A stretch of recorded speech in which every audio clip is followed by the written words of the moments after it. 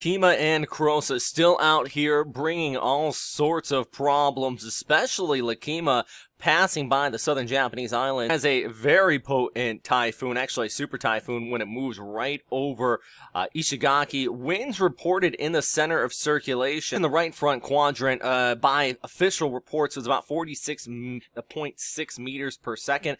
That was there at Miyakojima. That's about 103 miles per hour wind gust. A pretty rough day out there. Videographer James Reynolds actually was on the island. Check out his Twitter, Earth Uncut TV.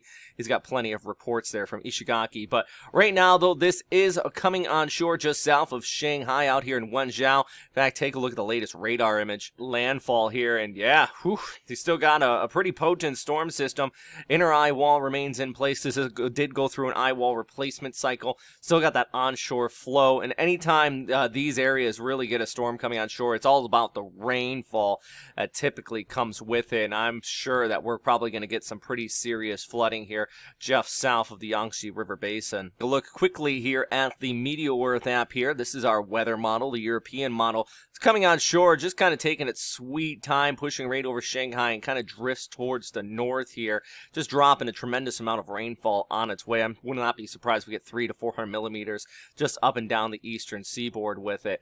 Meanwhile, back towards the south, still seeing some moisture flowing across Taiwan as well. Here on your Friday, northwestern areas of Taiwan, as expected, did get up and over 300 to 400 millimeters of precipitation here, mainly on the west coast because of that moisture flow that came across out of the Taiwan Strait. To this wind flow map, you can really see that taking place coming on here.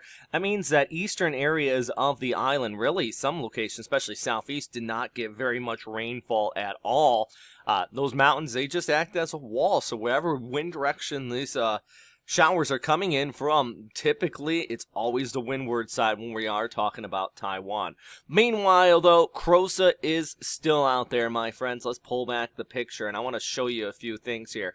First, yeah, it's back here towards the east, still a pretty potent storm. Tightly wound as it was 24 hours ago with a little drier inflow, degrading that center of circulation. But one thing I am noticing is that is kind of exploding it out here, meaning that it's pushing the wind field away from the center. Typhoon Kurosa here, winds right now 75 gusting to 105 knots. That yellow line is the tropical storm wind extension. Northern areas in the Mariana Islands, Chichijima, Hahajima, basically are all looking at tropical storm strength winds here. And eventually this is going to drift towards the northwest, really kind of maintaining that intensity. JMA does have a slight weakening before re-intensifying as it approaches the southern Japanese islands, Kyushu, and maybe even over towards Shikoku as well. A sense of the general model consensus, but here's one thing I do want to know. I've been kind of leaning towards the western portion of this model consensus.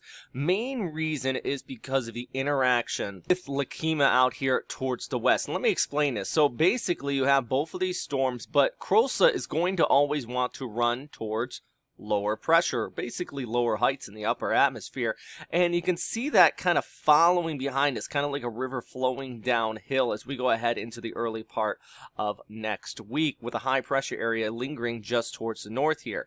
Now what I want to show you is I'm going to pull up the winds in the upper levels here. So this is basically around the jet stream, about 20 to 30,000 feet, and you do have that high pressure ridge still set up from Sunday into Monday north of Kurosa here over central Japan. It's been one reason why it's been so hot out there.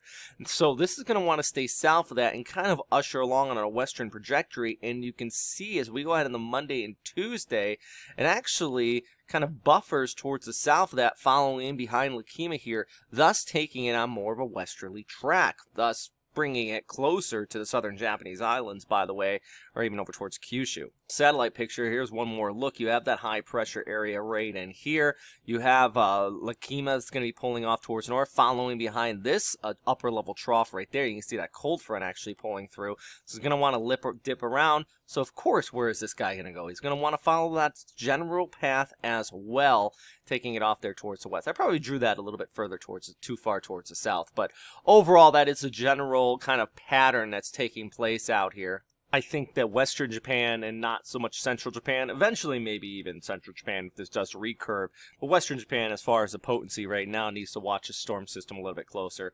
Anyways, hey, we're in the middle of tropical season here. It's very active, so I'm going to keep doing my best to keep you guys posted. By the way, on the job front, still searching, so if anybody's hiring anything like that out there in Japan, give me a shout. Would love that. That would make my day. And, yeah. All right. Have a good one, guys. Stay safe out there.